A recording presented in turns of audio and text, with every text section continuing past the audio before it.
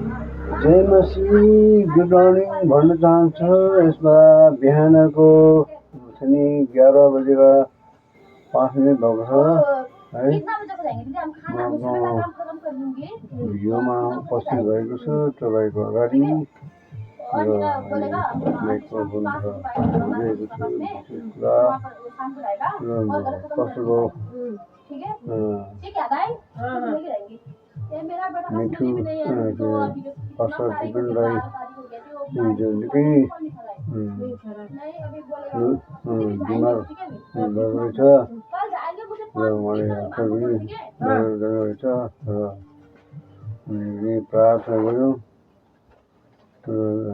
बिहानै राति 3 बजी पनि प्रार्थना गरेँ।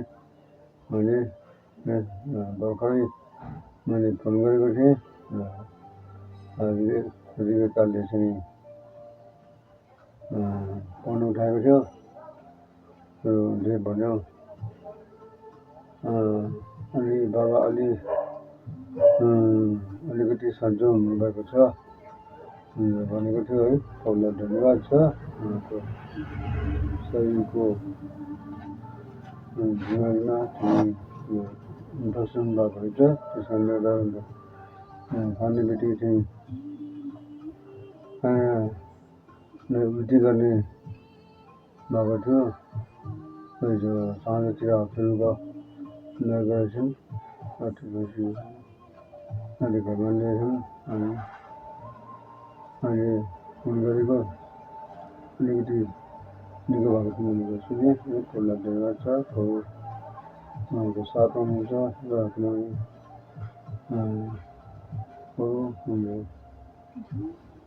सच्चा परमेश्वर हुनुहुन्छ है। महान डाक्टर हुनुहुन्छ, महान वैद्य हुनुहुन्छ। उसलाई धन्यवाद छ। किनभने उहाँले जन्मदेखिको अन्धालाई चाहिँ निको पार्ने, जन्मदेखिको अन्धालाई चाहिँ देख्ने बनाउने र मरेको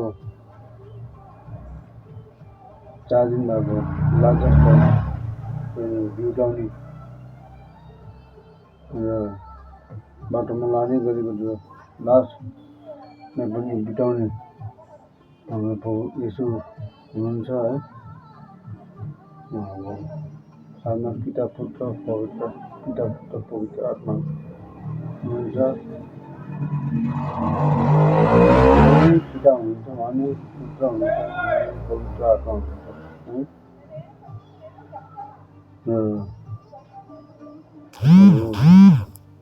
हाम्रो साथमा हुनुहुन्छ।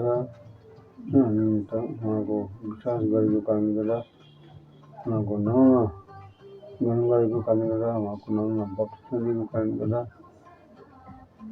हो। हाम्रो एकमात्र आत्मिक पिता हुनुहुन्छ।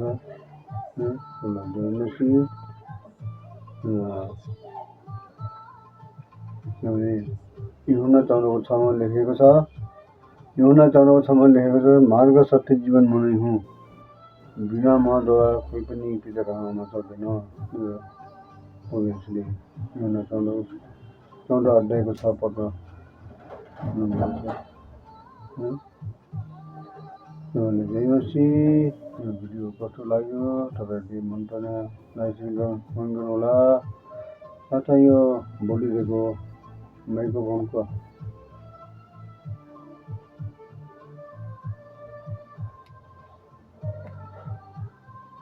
माइक्रोफोनको आवाज कस्तो लागिरहेको छ तपाईँहरूले कमेन्टमा लेख्नुहोला।